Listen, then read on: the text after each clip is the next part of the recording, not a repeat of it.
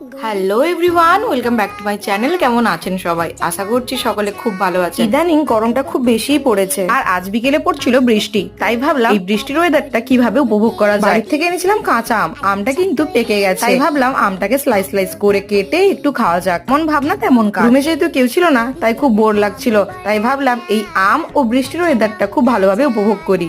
এক টুকরো আম খেয়ে দেখলাম, জাস্ট ওয়াও খেতে ছিল। তারপর ছাদে এসে যেই দেখি বৃষ্টি কমে গেছে, একদম অল্প অল্প বৃষ্টি পড়ছে।